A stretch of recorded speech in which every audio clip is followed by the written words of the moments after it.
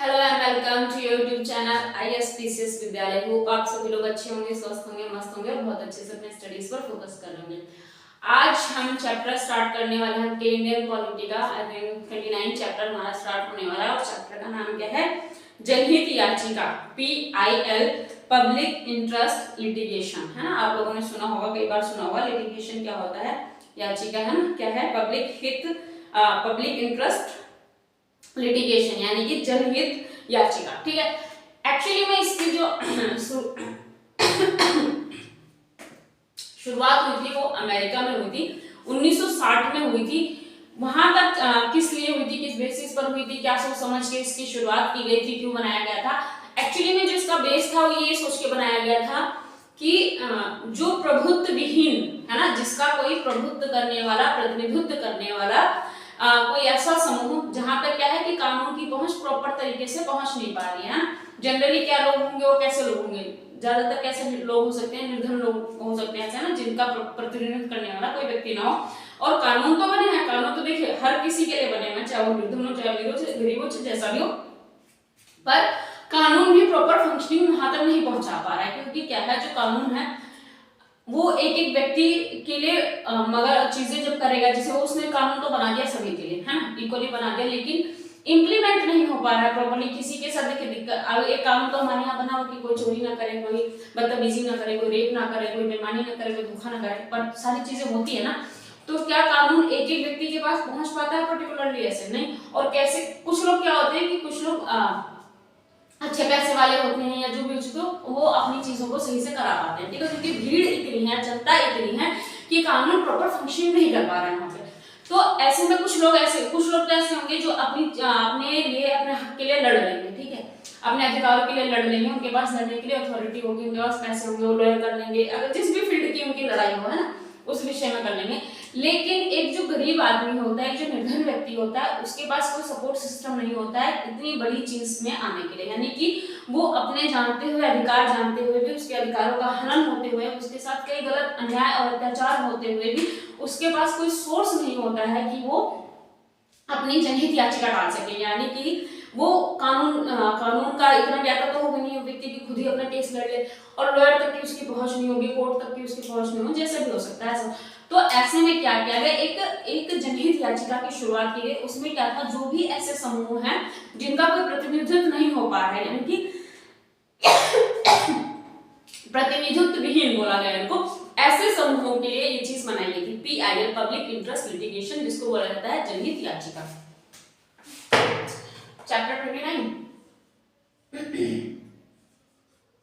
हिंदी में जनहित याचिका, इंग्लिश में PIL, पब्लिक इंटरेस्ट लिटिगेशन। ठीक है। इसकी शुरुआत कहां से हुई? अमेरिका में हुई। ठीक है, अमेरिका में कब हुई? 1960 में। किस लिए हुई? प्रभुत्व विहीन लोगों के, प्रतिनिधित्व विहीन लोगों, प्रतिनिधित्व विहीन लोगों, विहीन समूह के लिए,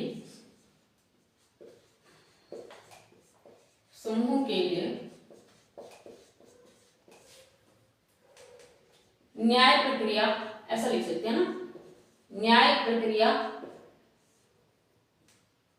की पहुंच आसान करने के लिए, है ना।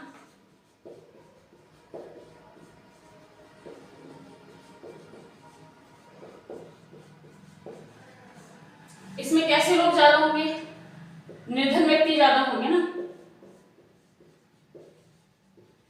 है ना। इसमें ज्यादातर कैसे व्यक्ति होंगे? निर्धन व्यक्ति ज्यादातर रहेंगे इसमें, है ना। इसमें समझ आ रही है? मैंने तो समझा पहले दिया, लिख अब रही हूं, तो इससे कोई डाउट ऐसा तो नहीं रह जाएगा जो आपको समझ में ना आए।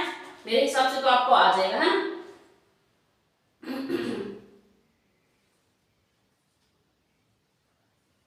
ठीक है, गरीब, पर्यावरणवादी, उपभोक्ता, जो भी लोग होंगे उन सभी के लिए ये क्या होना चाहिए? प्रजाति और निर्जाति जो भी, चलिए हम लिख देते हैं। ठीक है, समझ आ रहा है ना आपको? पर्यावरणवादी, उपभोक्ता,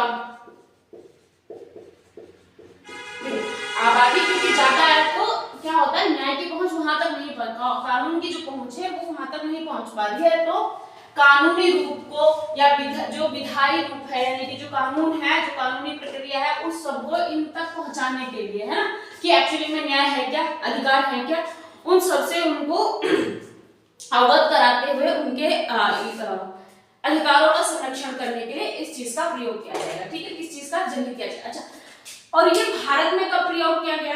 भारत में इसका प्रयोग हुआ 1980 में, है ना, भारत में 1980 के मध्य के दशक में, है ना, के दशक के मध्य में, 1980 के दशक के मध्य में।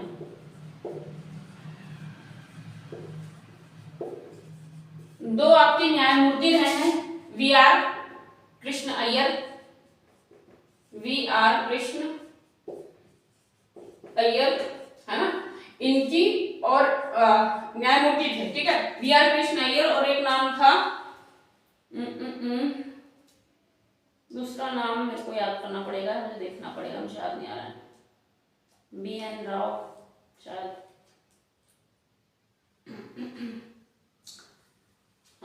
बी आर कृष्ण अय्यर, एक और थे,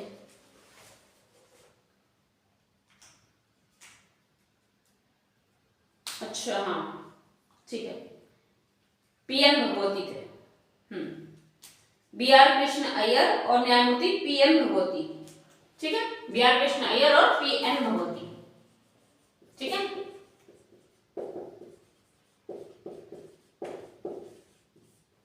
इन दोनों के समय में, यही दोनों जब न्यायमूर्ति थे उस समय क्या था, इस चीज की जो बेस डाली गई, भारत देश में जो शुरुआत की गई, किसकी शुरुआत की गई, जनहित याचिका की, जनहित याचिका, जिसको आप PIL भी बोलते हैं, पब्लिक इंटरेस्ट लिटिगेशन। ठीक है, इसकी शुरुआत कब हुई? 1980 में हुई। किसके समय हुई? बी आर कृष्ण अय्यर और पी एन भगवती थे, उस समय क्या थे, न्यायमूर्ति थे, है ना, इनकी। और अच्छा एक और बात, PIL को सामाजिक क्रिया याचिका, है ना, क्या PIL को क्या क्या नामों से भारत देश में जाना जाता है? पहले इसका स्क्रीनशॉट ले लीजिए, अगर नहीं आ रहा है तो, मतलब नहीं लिखने की इच्छा है तो स्क्रीनशॉट लीजिए, अदरवाइज मैं तो ये बोलूंगी लिख लीजिए। ठीक है,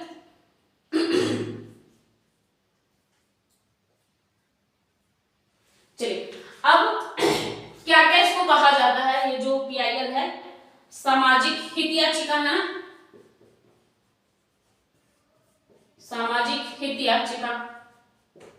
ठीक है, सामाजिक क्रिया याचिका, है ना, क्या है ये, एक्शन, क्रिया को क्या बोलेंगे, एक्शन।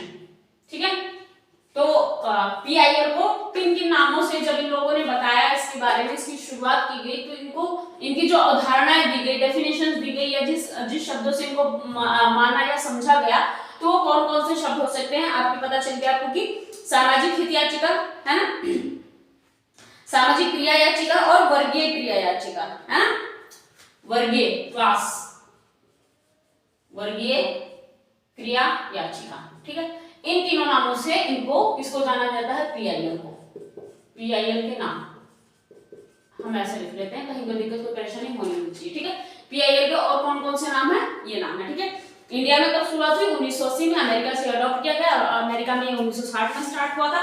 किस लिए स्टार्ट हुआ था कि जो प्रभुत्व प्रतिनिधित्व विहीन समूह है, गरीब लोग हो, पर्यावरणवादी हो, उपभोक्ता हो, जो भी हो, जिनका कोई प्रतिनिधित्व, जो प्रतिनिधित्व विहीन है, उनका कोई प्रतिनिधित्व नहीं कर रहा है या नहीं कर सकता है, तो उनके लिए ये चीज बनाई गई। अच्छा, जो इंडिया था, इंडिया में एक प्रोसीजर थी पहले, क्या थी कि जिस व्यक्ति के अधिकारों का हनन या उल्लंघन हुआ है, सिर्फ वही व्यक्ति जाएगा और जनहित याचिका अपनी दायर करेगा अदालत में। ठीक है, पहले ये रूल था कि जैसे किसी के साथ कुछ गलत हुआ, उसके अधिकारों का हनन हुआ, उसके अधिकारों का उल्लंघन हुआ, तो वो व्यक्ति स्वयं जाएगा और वो अपने लिए याचिका दायर करेगा। पर कुछ समय बाद इस प्रोसीजर को बंद किया गया, चेंज किया गया बेसिकली। और क्या चेंज किया गया? चेंज ये किया गया कि जैसे कि चाहे अन्याय किसी के साथ भी हुआ, पर उसको लेके कोई और व्यक्ति जाके याचिका डाल सकता है। ठीक है, क्या होता है कि सपोज एक पर्यावरण का मुद्दा है, पर्यावरण का कोई रिलेटेड मुद्दा है, तो क्या पर्यावरण खुद जाएगा चल के? ऐसा नहीं होगा ना। या मान लो कोई वो किसी एक बेसिक एरिया में देख रहा है कि भाई यहाँ पे ये चीजें थोड़ी गलत हो रही है, पर्यावरण से लेके ही बता रही हूँ फिलहाल एग्जांपल यह है, जो किसी एक पर्टिकुलर एरिया में पर्यावरण का हाल बहुत ज्यादा खराब है, प्रदूषण बहुत ज्यादा है। तो अगर उसी को याचिका डालने की भाई यहाँ के थोड़े से माहौल में परिवर्तन किया जाए, जो भी जिस भी कारण की वजह से यहाँ पे इतनी प्रदूषण है उसको रोका जाए, तो क्या वही ऐसा नहीं है कि उस पर्टिकुलर एरिया के व्यक्ति ही जा सकते हैं जनहित याचिका डालने? वो जनहित याचिका कोई भी डाल सकता है, जिसको क्या बोलते हैं सार्वजनिक कार्य के लिए, है ना। अगर कोई भी सार्वजनिक मुद्दा उठा के कोई भी व्यक्ति जनहित याचिका डाल सकता है। अगर किसी के साथ कोई क्राइम हुआ है, मान लो किसी लड़की के साथ आजकल इतनी बदतमीजियां होने लगी हैं, तो उस बदतमीजियों को लेके, उस छेड़छाड़ को लेके, जरूरी नहीं कि वो लड़की ही याचिका डाले, वो जाए उसके बिहाफ पे उसका प्रतिनिधित्व करते हुए कोई और व्यक्ति, चाहे वो स्त्री हो, चाहे महिला हो, चाहे पुरुष हो, वो व्यक्ति जाके जनहित याचिका दायर कर सकता है। ये कानून थोड़ा समय बाद बना। पहले ये था कि जिस व्यक्ति के साथ ये दिक्कत या परेशानी हुई है, जिस व्यक्ति ने अपने अधिकारों का हनन महसूस किया है, जिसका हनन हुआ है एक्चुअली में, वही व्यक्ति जाके जनहित याचिका डाले। पर इसमें परिवर्तन किया गया और अब क्या है कि कोई भी सार्वजनिक मुद्दे को लेकर कोई भी व्यक्ति, चाहे वो स्त्री हो, चाहे महिला पुरुष हो, वो क्या कर सकता है, वो याचिका को डाल सकता है। ठीक है, let me check is it visible or not. हाँ, विजिबल तो है। चलिए, यूपीएससी आपका बहुत पास में आ गया है, बहुत अच्छे से पढ़ना पड़ेगा तभी जाके कुछ हो पाएगा हम लोगों का, है ना। चलिए, है ना। तो अगर जैसे कोई व्यक्ति हो, मान लो कोई गरीब हो, निर्धन हो, या अज्ञानता ही हो, है ना, उसको पता ही ना हो कि मेरे साथ ये जो चीज हो रही है इसके लिए मैं न्यायालय जा सकता हूँ, ये मेरे कानूनी अधिकारों के अंदर आते हैं, ये जो हुआ है मेरा शोषण कहलाएगा, पता ही ना हो उस व्यक्ति को, है ना, चाहे अज्ञानता ही कारण क्यों ना, चाहे निर्धनता ही कारण क्यों ना, तो उसमें ऐसे लोगों का प्रतिनिधित्व किया जा सकता है, वो जनहित याचिकाएं डाल सकते हैं उनके बिहार पे। ये बात क्लियर है? ठीक है। अगर ऑप्शन आपको दे दिया जाए कि मान लो एक व्यक्ति के साथ उसकी जमीन किसी जमींदार ने हड़प ली और ऑप्शन दे देता है कि उसके लिए जनहित याचिका कौन कौन डाल सकता है, ऑप्शन में दे दिया, और ऑप्शन में दे दिया उसका चाचा, उसका मामा, उसका पापा या वो स्वयं, ठीक है, और ऑल ऑफ द अबव, तो भाई ऑल ऑफ द अबव आए तो कोई भी उसके लिए जनहित याचिका उसकी डाल सकता है ना। चाहे ब्लड रिलेशन होना कंपलसरी नहीं है कि ब्लड रिलेशन का है तो यही व्यक्ति, ऐसा कुछ नहीं है, कोई भी व्यक्ति उसका प्रतिनिधित्व करते हुए जनहित याचिका डाल सकता है। ठीक है, उसकी बेसिस पे, है ना।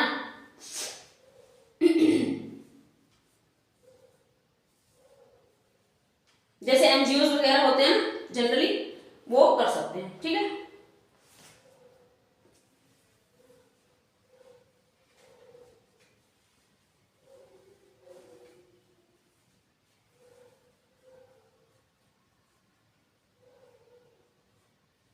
अच्छा,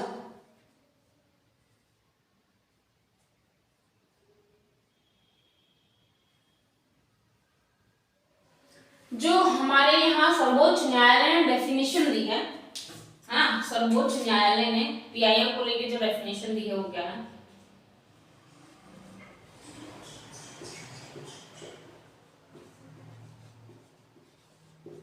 पीआईएल को कैसे परिभाषित किया है की परिभाषा मैं ऐसे लिख देती हूँ, क्या बोला है इसको, है ना। सर्वोच्च न्यायालय ने पीआईएल को लेके क्या परिभाषा या क्या डेफिनेशन दी है, तो उन्होंने पीआईएल को क्या बोला, एक विधि न्यायालय में सार्वजनिक हित, है ना, इसको क्या बोला है, लिख लीजिए, एक विधि न्यायालय में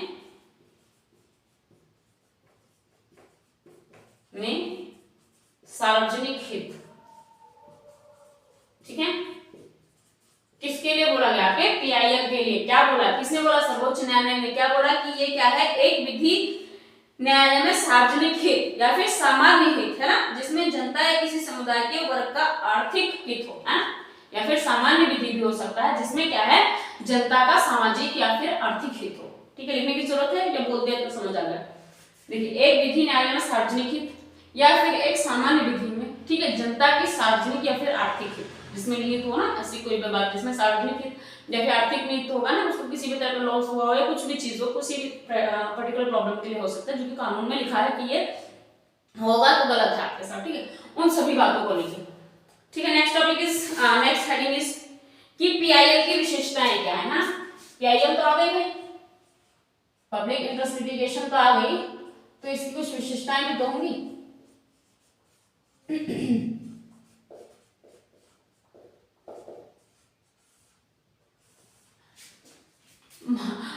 माउंटेन पे चढ़ाई हो रही है, मेरी राइटिंग ऊपर माउंटेन पे जाती है।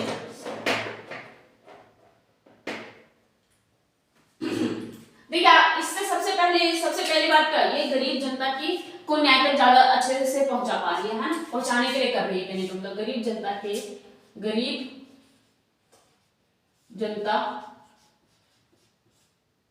के पास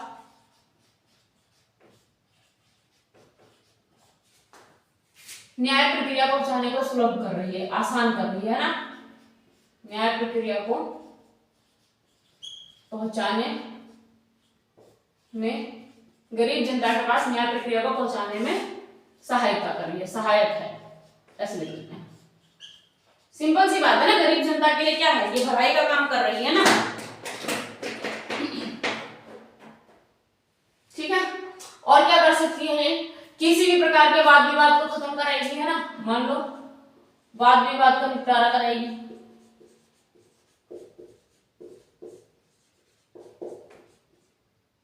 निपटारा को आसान बनाएगी, है ना।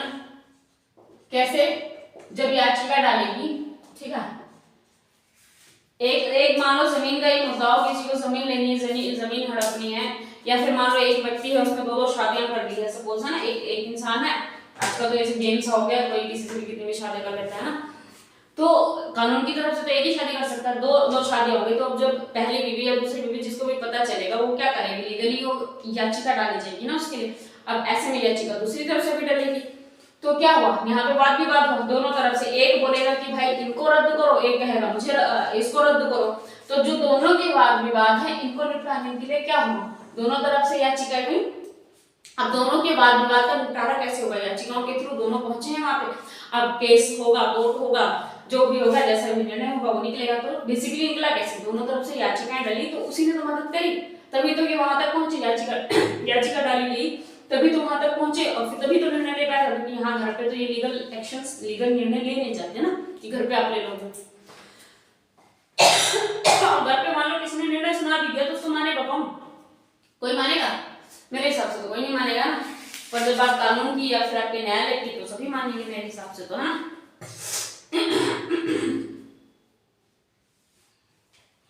ठीक है, ये व्यक्तियों को उनके अधिकार है ना, अधिकार दिलाता है ना, किसी भी बात का जो उनके अधिकार क्षेत्र में आता है उनका दावा कर सकता है ना, दावा करके तभी तो वो केस करते हैं ना, भाई इस चीज पे मेरा अधिकार है, किसी भी चीज के लिए दावा हो सकता है, जरूरी नहीं कि जमीन के लिए ही हो।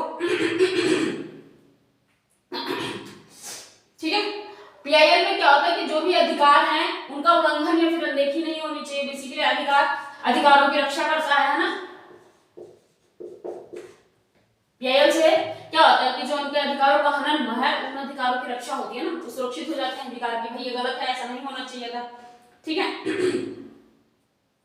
और पीआईएल का विशेष क्षेत्र क्या है ना, कि कौन कौन से ऐसे मामले हैं जो कि पीआईएल में आते हैं, ठीक है। अब हम लिखते हैं, बनाते हैं पीआईएल के विशेष क्षेत्र।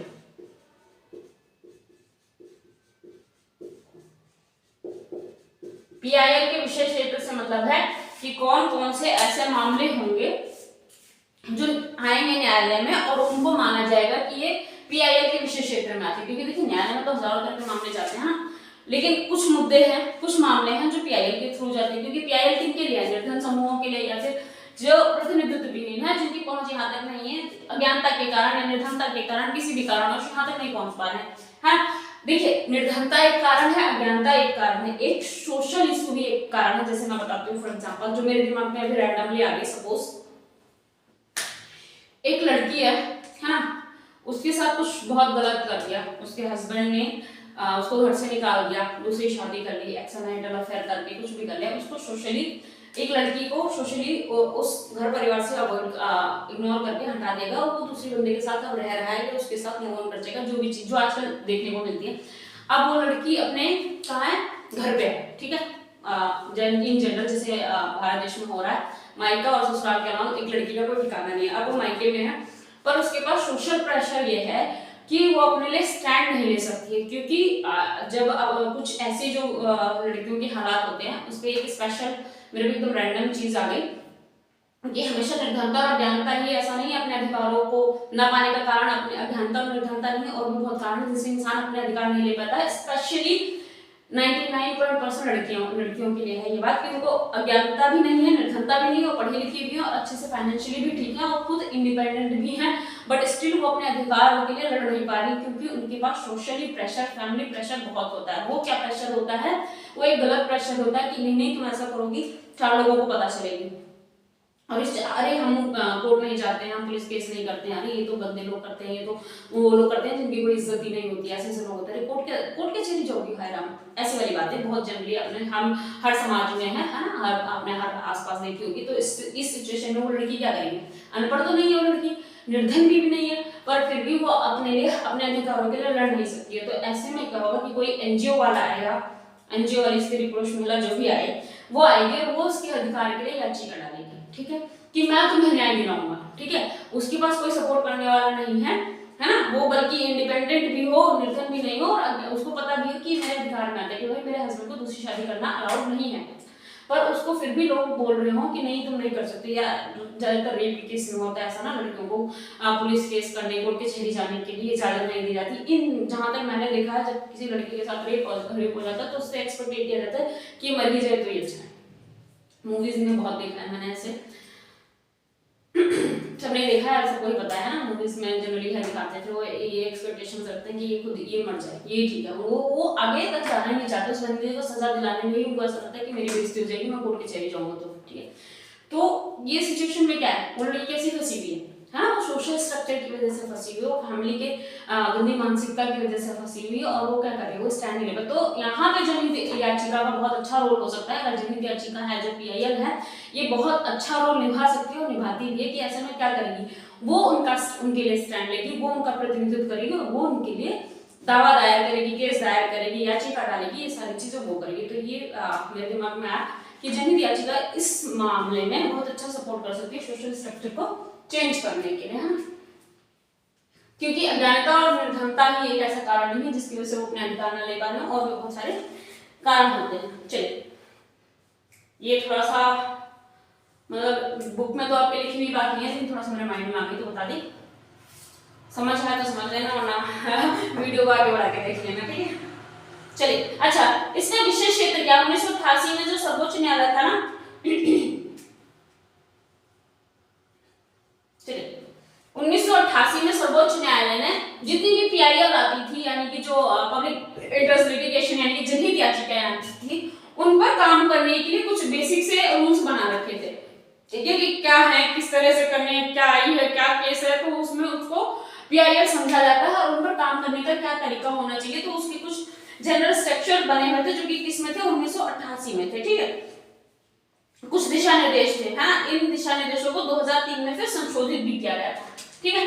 पहले क्या था, ये कब की बात है, 1980 में PIL को लेकर कुछ दिशा निर्देश थे, ठीक है, दिशा निर्देश थे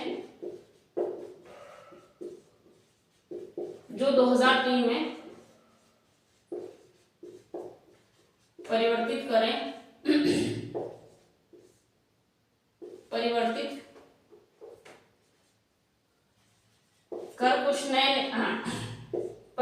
कर कुछ दिशा निर्देश बनाए, है ना।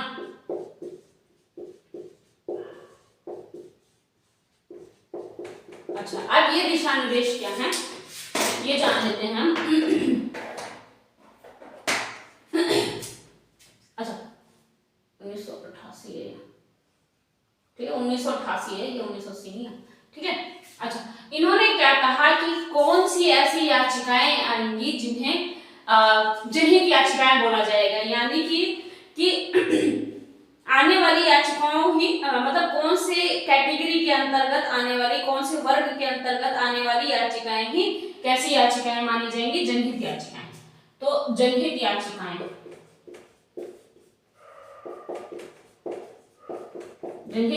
कौन कौन सी हैं, या किन किन वर्गों में आने वाली जो याचिकाएं हैं उन्हें जनहित याचिकाएं कहा जाए, किन वर्गों से आने वाली याचिकाओं को जनहित याचिकाएं कहा जाएगा, है ना। किन वर्गों की याचिकाओं को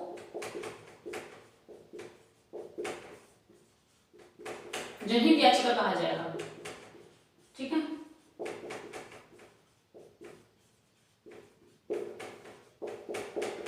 तो आपको समझ आना चाहिए, जैसे मजदूर लोग हो गए, श्रमिक लोग हो गए, है ना। तो ये सारे जो लोग होंगे, चलिए देखते हैं हम कौन कौन से हो गए। पहला बंधुआ मजदूर, है ना, बंधुआ मजदूर।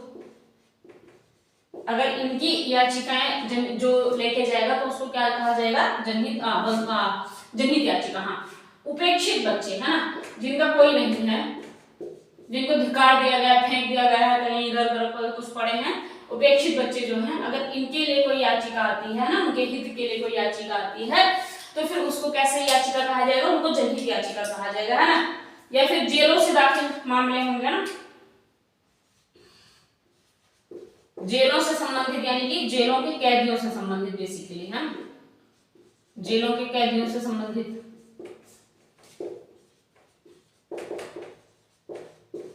है ना।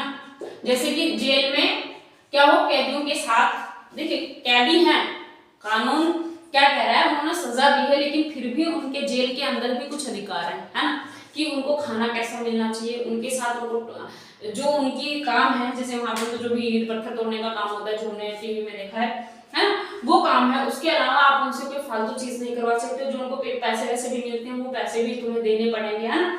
तो जो उनके अधिकार है कि आपको उनको पानी देना, खाना देना, सोने का टाइम देना है, और क्या काम करवाना है, वो सारी चीजें अगर नहीं मिलती है, उनको लगता है कि किसी को लग गया, जो भी ये समूह है, जो जनहित याचिका डालने के लिए ऑथोराइज हैं जो समूह, वो क्या कर सकते हैं, वो इसके लिए याचिका डाल सकते हैं कि भाई यहाँ पे क्या हो रहा है, जेल में जो कैदियों की हालत है वो बहुत ज्यादा खराब है, जो उनके अधिकार है उनका उल्लंघन हो रहा है, और इससे रिलेटेड अगर याचिका आती है तो उसको किस याचिका की कैटेगरी में रखा जाएगा, उसे रख दिया जाएगा जनहित याचिका की कैटेगरी में। सिंपल सी बात है। मेडिकल तथा अन्य शैक्षिक संस्थाओं, अच्छा नहीं,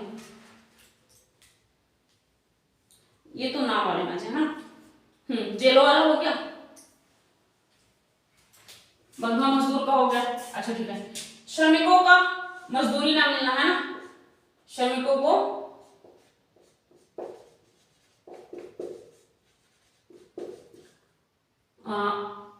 जितना उनका अधिकार है ना, कानूनी तौर पर जितना उनका अधिकार, श्रमिकों को सही मजदूरी ना मिलना, है ना। क्या हो, जितनी तो सरकार ने बना रखा है, पे स्केल बना रखा है, मजदूरी ना देना।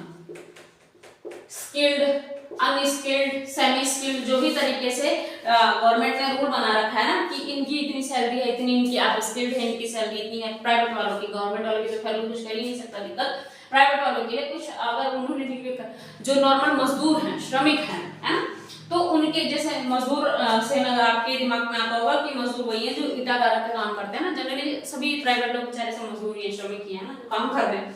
तो क्या है, उनके लिए भी फिक्स है कि 800 रुपए उनको मिलते हैं दिन के, या 500 रुपए जितने भी मिलते हो, तो वो फिक्स है। अगर उसमें कोई कटौती करता है, जो ठेकेदार कॉन्ट्रैक्टर वगैरह, तो उसमें कोई कटौती कर सकता है, तो इससे रिलेटेड याचिकाएं डाली जा सकती हैं कि इनकी जो सैलरी में है कटौती की, या फिर कई बार ऐसा होता है कि ये पुरुष है, ये महिला है, तो पुरुष की अपेक्षा महिलाओं की जो सैलरी होती है, या जो दिहाड़ी होती है, दिन के काम की होती है, वो उसको लोग कम करते हैं, मतलब पैसा कम देते हैं। तो ऐसी भी याचिकाएं इसी के अंडर डाली जा सकती हैं कि भाई स्त्री और पुरुष की सेम सैलरी है, सेम काम के लिए, ठीक है, चाहे वो स्त्री हो, यानी कि जो उसका लिंग है वो उसकी सैलरी निर्धारित नहीं करेगा किसी भी तरह से। अगर वो काम कर रहे हैं, सेम काम कर रहे हैं, सेम पोजीशन की, सेम पोस्ट की काम कर रहे हैं, तो ऐसे में दोनों की सैलरी सेम होनी चाहिए, ठीक है।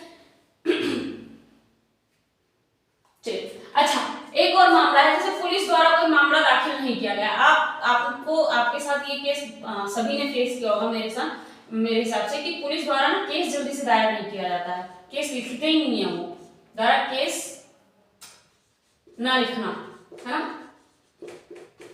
ज्यादातर ये ड्रामे होते हैं, अब हमें पता ही नहीं था, एक्चुअली 2-3 बार ऐसा हुआ, हमारे साथ फोन खो गया, तब तक मुझे भी नहीं पता था कि जो पुलिस क्या होता है कि जब हम कोई कंप्लेंट लिखाते हैं तो उनके ऑफिशियल एक लेटर पैड या जैसे भी कागज में लिखवाते तो उनसे स्टैंप होती है, उनकी स्टैंप लग के जो भी साइन वाइन होते हैं उसकी एक फोटोकॉपी हमें मिलती है, प्रॉपर साइन है उसके बाद, और एक उनके पास रहती है। ठीक है, हमें नहीं पता था। इवन मैंने जब मतलब पहले तो केस ही नहीं लिखते हैं, फोन चोरी में उनके ड्रामे शुरू होते हैं कि जाओ क्या कहते हैं इस स्टेशन पे नहीं तुम्हारा इस स्टेशन में लगेगा, पुलिस स्टेशन में इस वाले पे नहीं इस वाले थाने में तुम्हारा लगेगा। ये सारे ड्रामे होने के बाद भी कोई जल्दी से केस नहीं लिखता। जब एसएचओ जी जाते हैं तब जाके केस आपके लिखे जाते हैं, चाहे वो फोन चोरी का हो। मैं फोन चोरी वाला एग्जांपल बता रहा हूँ, केस नहीं लिखा गया था, फिर मेरे पिताजी गए थे एसएचओ जी को लेके, तब जाके उन्होंने मेरा हमारा केस लिखा था। और फिर पता चला था कि एक्चुअली में जो केस लिखा जाता है वो क्या सीन होता है कि प्रॉपर केस क्या होता है, क्योंकि मेरे हमारे साथ ऐसा हुआ, मेरे खुद के हमारे घर में कोई ऐसा रहा नहीं जिसका फोन चोरी ना हुआ हो, सबके फोन चोरी में। तो 2-3 कंप्लेन तो हमने जब लिखाई, मतलब जितनी भी कंप्लेन लिखाई सिर्फ एक कंप्लेन ऐसी लिखाई है जिसमें पता चला हमें कि करेक्ट वे क्या होता है कंप्लेन लिखवाने का। तो हम ऐसे लिख के बोल देते थे और लिख भी देते थे, और लेटर उनको ऐसे छोड़ जाते। हमें पता ही नहीं कि हमें भी कॉपी चाहिए होती है, हमें कॉपी देना उनका हमारा अधिकार है लेना, और उनका देना उनका कर्तव्य है, और उस पर स्टैम्प और साइन वगैरह भी होनी चाहिए। हम तो लेटर भी लिख के, अब वो समझ, अब दिमाग में लगाओ तो सोचो ना कि हमने दे दी कंप्लेन लिख के, हमारे पास क्या सबूत है कि उन्होंने रजिस्टर में नहीं लिखा है, कागज पे प्लेन पे लिखा और फेंक देंगे, कहाँ दिख रहा है केस ऐसा हुआ है। तो बहुत बदतमीजी है, पुलिस स्टेशन में बहुत बदतमीजी है, बेहद बदतमीजी है।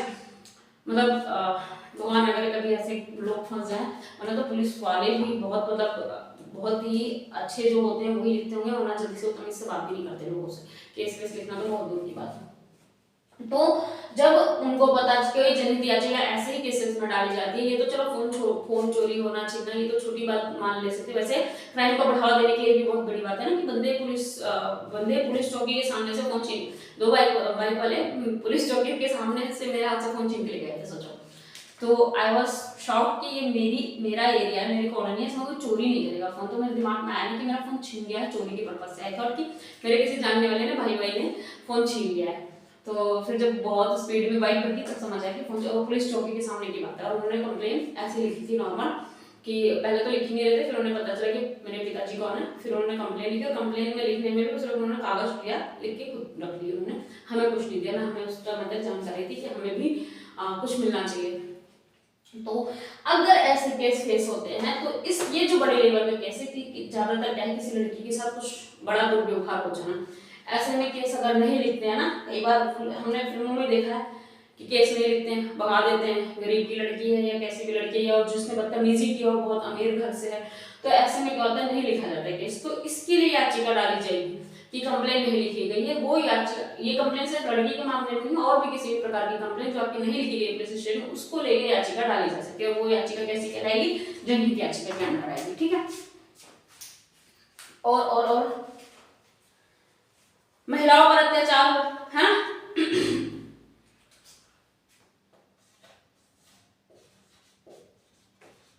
महिलाओं पर अत्याचार के लिए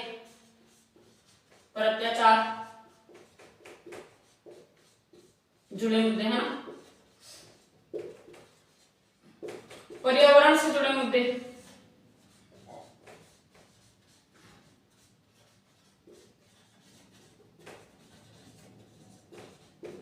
ठीक है, पर्यावरण से जुड़े मुद्दे। चलिए इतना नोट कर लीजिए, फिर मुझे लग रहा है डिस्प्ले चेंज करके तभी दिखाएंगे आगे, जगह नहीं बची है ब्लैक बोर्ड पे आपके, सॉरी व्हाइट बोर्ड पे, ठीक है, लिख लीजिए, नोट डाउन कर लीजिए, स्क्रीनशॉट ले लीजिए, जैसा कन्वीनियंट लगे आपको वैसा कर लीजिए। अब हेडिंग डालिए कि जनहित याचिकाएं में कौन सी याचिकाएं शामिल नहीं होती हैं, है ना, कौन सी याचिकाएं जनहित याचिकाएं नहीं होती हैं। हेडिंग डालिए निम्नलिखित कोटियों के अंतर्गत आने वाले मामले पीआईएल के रूप में नहीं होते हैं। कौन से मामले, हम ऐसे डाल देते हैं, कौन से मामले पीआईएल में नहीं आते हैं, ये भी पता होना चाहिए आपको, है ना। फॉर एग्जाम्पल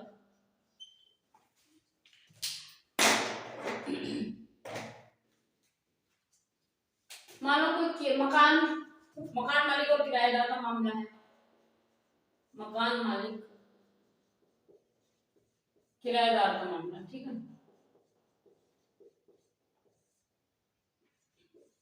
मेडिकल या किसी संस्थान में नाम ना आना, मेडिकल या किसी संस्थान में नाम ना आना,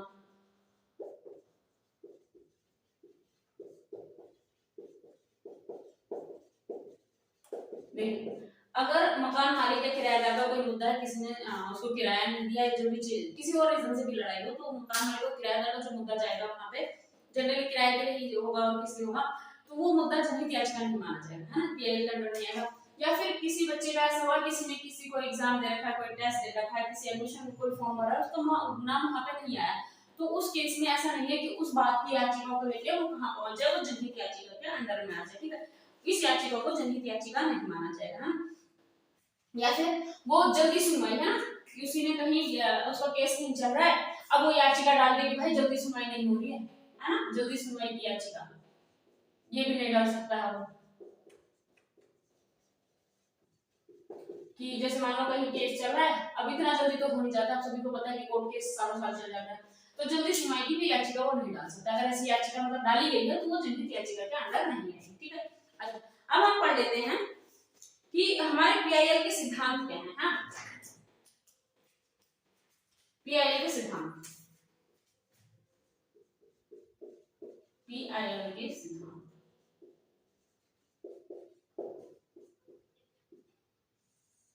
ठीक है।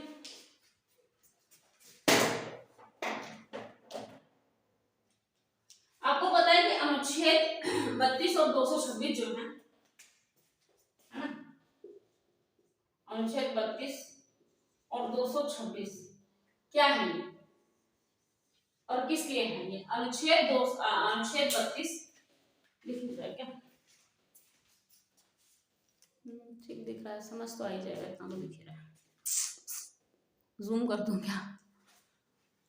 चलिए, अच्छा, पीआईएल के सिद्धांत में जो अनुच्छेद 32 है और अनुच्छेद 226 है, ये क्या है, इनके अंदर कुछ शक्तियां है ना, तो कैसी शक्ति, सर्वोच्च न्यायालय ने संविधान के जो भी अनुच्छेद है ना, जैसे 32 और 226 है, इनके अंदर शक्तियों का उपभोग करते हुए ऐसे लोगों के कल्याण में रुचि लेने वाले किसी व्यक्ति को याचिका स्वीकार कर सकता है, जैसे कि जो संविधान है, जो आपका सर्वोच्च न्यायालय है, इसमें संविधान के जो अनुच्छेद हैं, इन दो के तहत क्या किया कि जो व्यक्ति जो सार्वजनिक हित में इच्छा रखता हो कि भाई समाज का कल्याण, समाज कल्याण या सार्वजनिक हित शब्द का प्रयोग कर सकते हो आप, उसकी इच्छा रखते हुए किसी पर्टिकुलर व्यक्ति की जहां उसको लग रहा हो कि इसके साथ अच्छा व्यवहार नहीं हो रहा है, उसके अधिकारों का उल्लंघन या हनन हो रहा है, उसका शोषण हो रहा है, उस विषय को लेकर वो याचिका डाल सकता है। ये कौन सा अनुच्छेद इनको किसने कहा? अनुच्छेद आपका 32 और अनुच्छेद 226 ने ये क्या दिया कि किसी पर्टिकुलर व्यक्ति, किसी भी व्यक्ति जिसका एक शोषण हो रहा है, जिसका उल्लंघन अधिकारों का हो चुका है या हो रहा है, हनन हो रहा है, उसके लिए जो व्यक्ति जो इच्छा रखता हो सार्वजनिक हित के लिए, समाज के कल्याण के लिए, समाज अच्छे तरीके से चलना चाहिए, सुचारू रूप से चलना चाहिए, किसी के साथ कोई संकट नहीं होना चाहिए, किसी के साथ कोई गलत व्यवहार नहीं होना चाहिए, किसी के साथ कोई अत्याचार नहीं होना, ये उम्मीद रखने वाला और ये इच्छा रखने वाला व्यक्ति क्या कर सकता है? उसके लिए याचिका डाल सकता है। किसके लिए? जिसके साथ ये चीजें हुई हैं, ये गलत व्यवहार हुए हैं, और किसके तहत डाल सकता है? अनुच्छेद 32 और 226 के तहत उसको ये अधिकार है, ठीक है।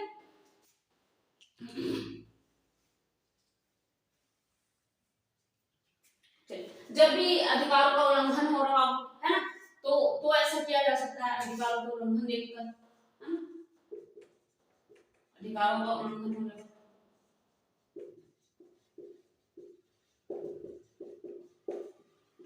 है ना, अधिकारों का उल्लंघन होने पर क्या कर सकता है? कोई व्यक्ति स्वयं में भी याचिका डाल सकता है, वैसे तो, है ना, अगर नहीं डाल पा रहा तो कौन डालेगा? दूसरे व्यक्ति डालेंगे। अच्छा, एक और बात है जो मान लो किसी के जो अनुच्छेद 14 और 21 है, वो क्या कहता है कि किसी के अधिकारों के साथ कोई किसी के अधिकारों को कोई हानि नहीं होगी, है ना। न्यायालय क्या कहता है कि अनुच्छेद 14 और 21 जो है आपके जो अधिकार है, जीवन का अधिकार है ना, ये क्या है? अनुच्छेद 14 और 21 के तहत नागरिकों के अधिकारों का हानि नहीं होगा, है ना, नहीं होगा। सिंपल सी बात है। ये क्या है? ये पीआईएल के सिद्धांत है ना। पीआईएल क्यों बनी है? किस लिए बनी है? कि ये सब चीजें ना हो। हाँ, स्क्रीनशॉट लेना है तो ले लीजिए, हम लिखते रहिए, ठीक है, साथ साथ लिखते ही रहिए। और क्या हो सकता है?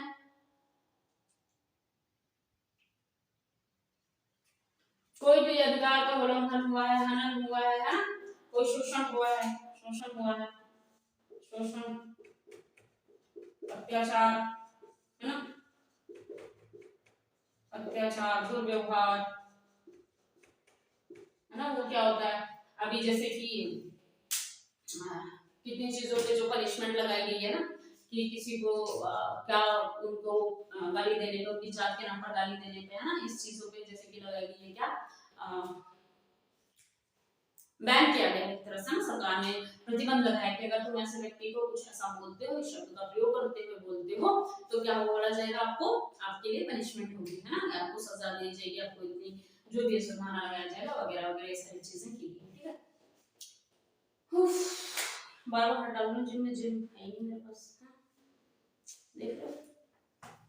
चलिए, अत्याचार है, दुर्व्यवहार, ये सारे जो भयानक भयानक कुकर्म है, ये सारे नहीं करने चाहिए।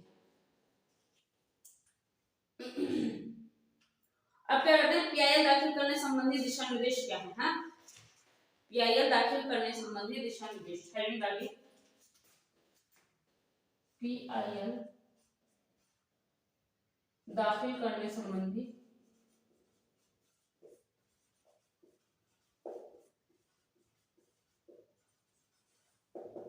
दिशा निर्देश। क्या है दिशा निर्देश? और दिशा निर्देश क्या होते हैं? गाइडलाइंस, है ना, गाइडलाइंस को ही बोलते हो ना, दिशा निर्देश, और अंग्रेजी में क्या बोल देते हो? गाइडलाइंस, है ना, पब्लिक इंटरेस्ट लिटिगेशन, है।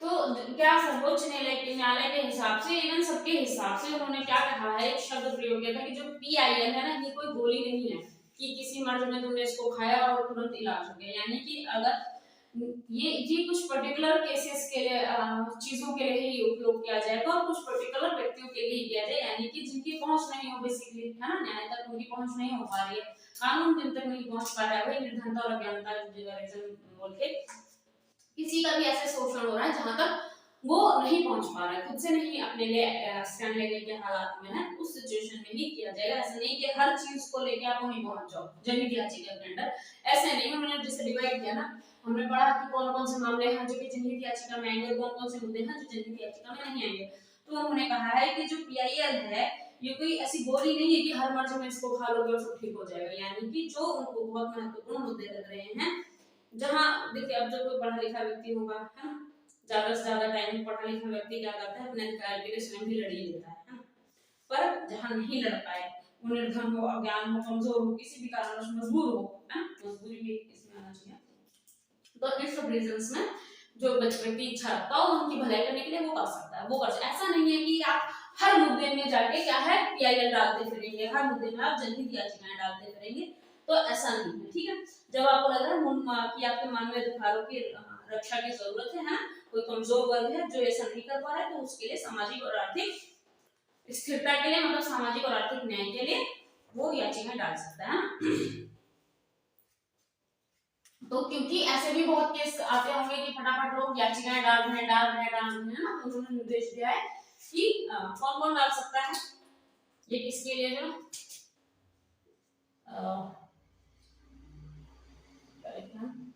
कमजोर, निर्धन, है ना, अज्ञान व्यक्तियों के लिए, है ना, इसका ताकि मतलब इन्होंने बता दिया कि कैसे कैसे व्यक्तियों के लिए, किस वर्ग समूह के लिए ये सब चीजें की जा सकती है। एक और बात, इसको रोकने के लिए, ताकि इसका दुरुपयोग ना हो, पीआईएल का दुरुपयोग ना हो, इसके लिए क्या कानून बने हैं, पीआईएल के दुरुपयोग को रोकने के लिए,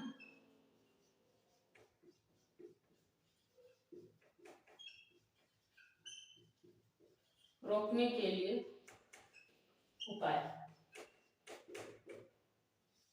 है ना, ऐसा ना हो सारे मुद्दे जनहित याचिका बन के आ रहे हैं, है ना, तो इनके लिए इन्होंने क्या क्या किया है,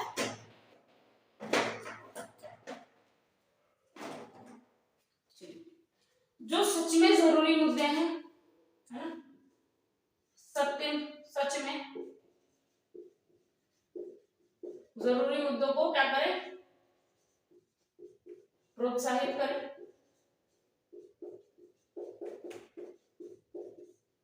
सिंपल सी बात है, जो सही है ना, जो आपको लग रहा है कि उस चीज के लिए एलिजिबल है, उस कैटेगरी में आता है, तो आप उसको मोटिवेट करो, उसको प्रोत्साहित करो उसमें अच्छे से। और जो आपको लग रहा है कि ये फर्जी आ रहा है, बिना मतलब में आ रहा है, इसकी याचिका कहीं और तरीके से हो सकती है, वो आ रहा है, तो उसको हतोत्साहित करो। तभी उनको तभी तो क्लियर होगा कि भाई हम जाएंगे, जो जेन्युइन प्रॉब्लम वाले हैं, जो सच में इसको डिजर्व करते हैं, वो जाएंगे तो हमारा सुना जाएगा। और जो फेक वाले हैं, फर्जी वाले हैं, उनको ये बात समझ आ जाएगी कि भाई अगर हम ऐसा करेंगे तो हमारा कुछ नहीं होगा, हमें भगा दिया जाएगा। हाँ? तो सच में जरूरी मुद्दों को प्रोत्साहित और असत्य, है ना, असत्य मुद्दों को हतोत्साहित, हतोत्साहित करें, है ना। सिंपल सी बात है। कैसे हम जो जरूरी मुद्दे को उनको आपको प्रोत्साहित करो, जो ना उनको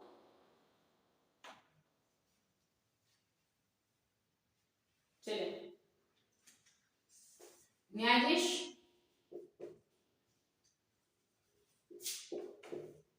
जरूरी मुद्दों से निपटने के लिए क्या करें, खुद सोचे समझे, है ना, निपटने के लिए विशेष ध्यान दें, बेसिकली, है ना, विशेष ध्यान रखें कि जो जरूरी मुद्दे हैं भाई, जो इस याचिका के अंदर आते हैं, सच में इनको क्या होना चाहिए, इनके साथ न्याय होना ही होना चाहिए, कोई गलत काम नहीं हो जाना चाहिए, कुछ छूट नहीं जाना चाहिए ना। याचिका स्वीकार करने से पहले क्या करें, उनकी विश्वसनीयता को जान लें, है ना, करने से पहले विश्वसनीयता को जान लें, है,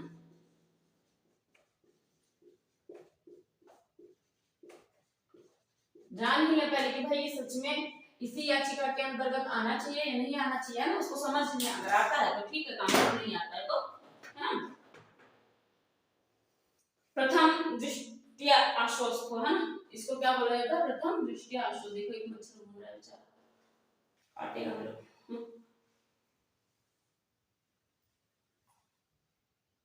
हाँ, तो आश्वस्त हो जाए व्यक्ति, व्यक्ति क्या है कि जो न्यायालय में है, जो न्यायाधीश वगैरह हैं, वो जब भी याचिका आ रही है तो उसके बारे में अच्छे से छानबीन कर ले, जांच पड़ताल कर ले कि याचिका इसी में डिजर्व करती है या नहीं करती है, ना, फेक तो नहीं है, ऐसा ना हो कि दूसरी याचिका हो या दूसरे मुद्दे हो खामखा इस याचिका के अंदर आते, क्योंकि यहाँ पे कैसे मुद्दे आने, जरूरी मुद्दे आने हैं, तो अगर इसमें सभी मुद्दे आ जाएंगे तो थोड़ा सा भटकाव हो जाएगा, थोड़ा सा नहीं ज्यादा ही लेवल में हो जाएगा, जिस हिसाब से हमारी जनता है उसी हिसाब से हमारे यहाँ क्राइम हो रहा है, उसी हिसाब से हमारे केस बन रहे हैं, उसी हिसाब से हमारी याचिकाएं डल रही है।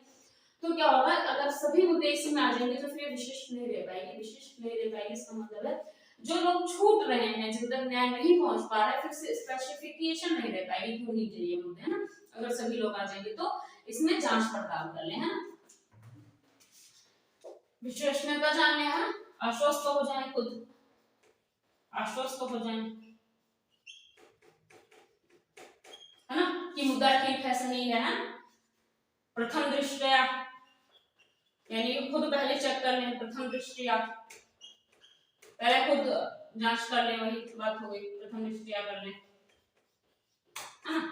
चलिए ये चैप्टर आपका यहीं पर समाप्त हो जाता है। मेरे हिसाब से कुछ इतना खास ये चैप्टर था नहीं, जितनी याचिका, बट चैप्टर था नहीं इन द सेंस कि चैप्टर तो बड़ा इंपॉर्टेंट है और बहुत इंपॉर्टेंट बात है बेसिकली इसके अंदर, लेकिन इतना बड़ा नहीं मुझे लगता। चलिए अगर इसमें फिर भी आपको कोई डाउट, कोई परेशानी, कोई दिक्कत होती है तो कमेंट करिए। और एक और बात का ध्यान रखिए, जैसे कि सर्दी है सभी व्यक्तियों के लिए, और अगर आपके पास एक्स्ट्रा क्लोथ्स नजर आते हैं आपको कि हैं, तो अगर कोई जानवर आपको दिखे ऐसे ठंड से परेशान, है, कोई भी कुत्ता बिल्ली गाय भैंस जो भी है, तो उनको कोशिश करिए कि वो कपड़े आप जो यूजलेस लग रहे हो आपको, उनको वहाँ यूज करा दीजिए, जैसे फेंकने से या फिर कुछ, है ना, वेस्ट जनरली सबके पास ही होते हैं, हमारे पास भी कपड़े होते हैं, उन कपड़ों को उनको ठंडी से बचाने की कोशिश करें, है ना। चलिए और कोशिश ये भी करनी है साथ में आपको कि पढ़ाई करनी है, अच्छा इंसान बनना है ना, वो कहते हैं क्या, एक डायलॉग सा है कि education, your education shows not in your degree even in your behaviour, है ना, कि जो आपकी शिक्षा है वो सिर्फ डिग्री में नहीं बल्कि आपके व्यवहार से भी शो होती है। तो आपका व्यवहार ऐसा होना चाहिए कि किसी व्यक्ति, किसी जानवर की किसी प्रकार की इमोशनल, फिजिकल, मेंटल हेल्थ को दुखी करने वाली ना हो, है ना, आपकी वजह से किसी भी व्यक्ति का या जानवर को दुख महसूस ना हो। तो आपको सिर्फ यही करना है, your education shows in your behaviour. सही बात है, मैं इसको बहुत फील करती हूँ और मानती हूँ, है ना। तो जरूरी नहीं है कि बस डिग्री डिग्री में आपकी एजुकेशन दिखे और आपका नेचर, आपका व्यवहार अमानवीय हो एकदम, है ना, मानवता के खिलाफ हो, तो गलत होगा। चलिए, थैंक यू।